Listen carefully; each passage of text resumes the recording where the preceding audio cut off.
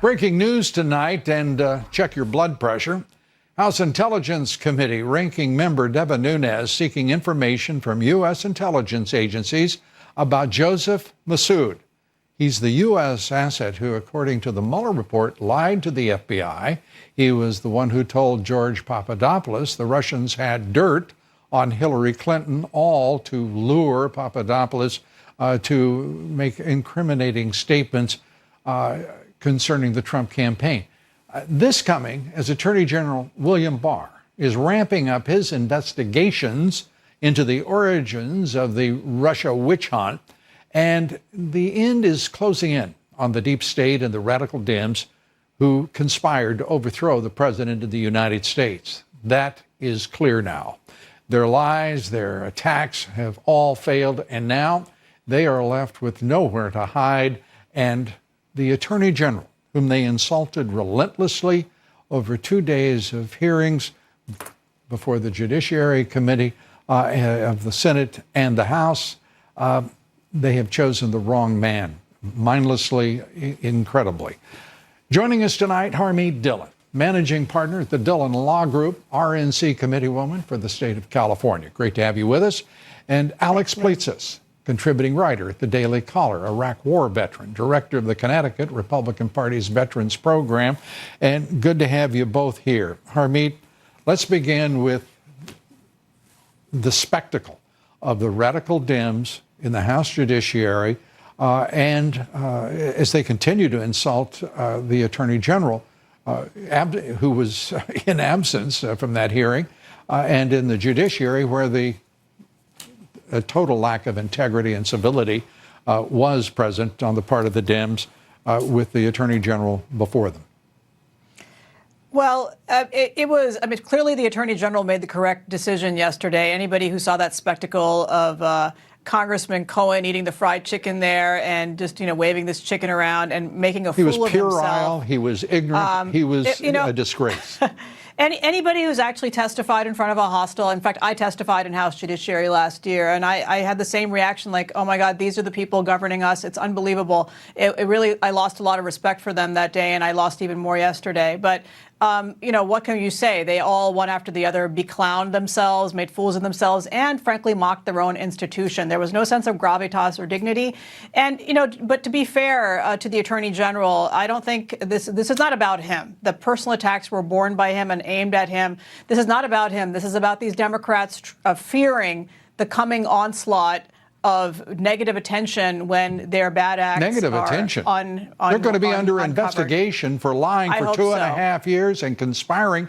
They were complicit. Adam Schiff, for example, was directly engaged with some of the actors in this charade and conspiracy to overthrow the president. Yeah, I found the conduct over the last couple of years to be rather reprehensible in retrospect. Nobody knew exactly what was going on, but now that the report has been out, it's clear that folks were pushing a narrative that there was no evidence to support, and it's been on the damage that is done to the institution of the presidency and our democratic institutions, both domestically and abroad, is beyond words.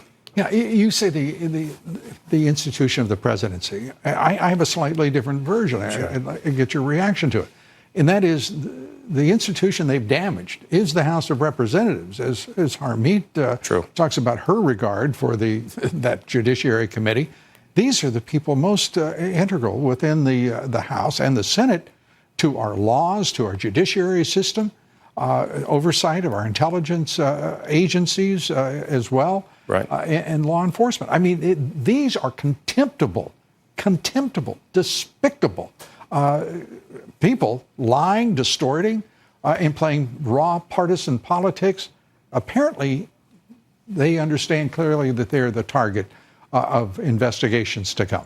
Right. I think what's also rather bizarre in retrospect here is that for a number of months and almost a year and a half, there were allegations made towards members of the Trump administration that they were, Russian puppets or, unwitting Russian agents.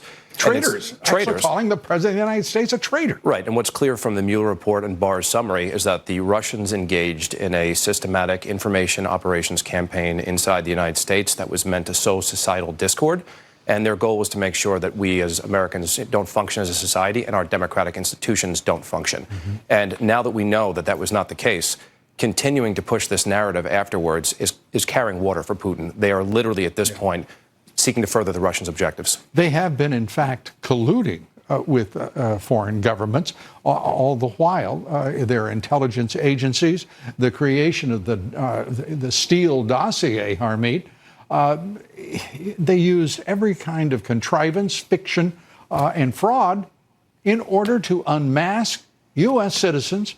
We know now that the CIA and the National Security Division of the Justice Department were working hand in hand to spy on American citizens, which is illegal, if I have to remind anyone in the audience of that fact.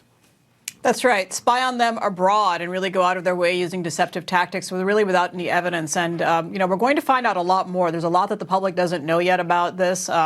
And I think Americans are going to be shocked beyond how shocked we already are. The Attorney General himself seems to be pretty disturbed about this, and he is the right man for the job at the right time to uncover all of this. So in coming weeks, we're going to see, I think, 3 different Inspector General reports come out on different topics, and they're going to directly implicate not just the top tier of the FBI and, the rotten apples there, not all of them, but just the rotten apples there, but also the Democrats who colluded with them, have tried to frame them. Their anger and their irrational explosions of vitriol over the last couple of days show, to use Herman Cain's word from earlier in your show, desperation. They're desperate. They're cornered. They're like rats that are cornered, baring their teeth.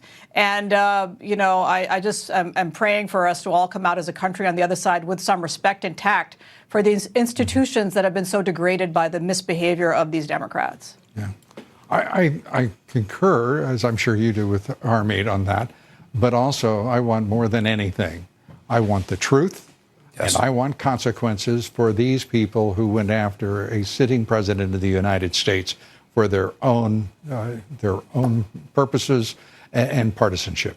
I agree, Lou. And I think that's the first part of the accountability. And there's a second part, which President Trump has spoken about, but I haven't seen as much coverage of. I know you've mentioned it.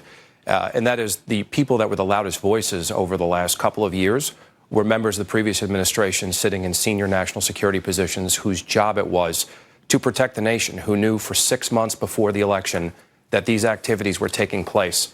And there has been no discernible action that was taken to do anything about it, and then have the audacity afterwards to push this false narrative. One of them said, I believe, lamely, he had bad information. Harmeet, thank you. Alex, thank you. Thank you, Lou. We're coming right back. Stay with us.